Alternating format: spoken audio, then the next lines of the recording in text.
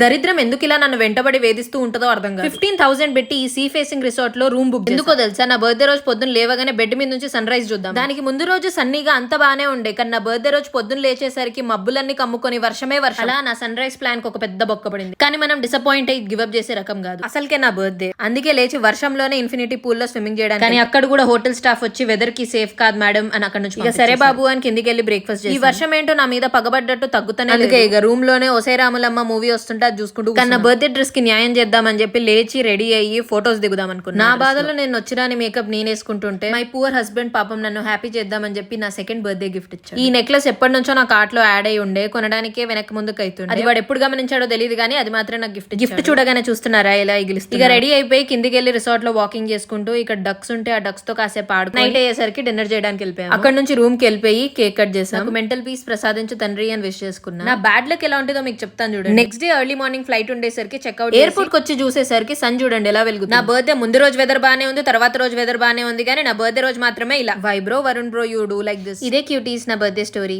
Bye.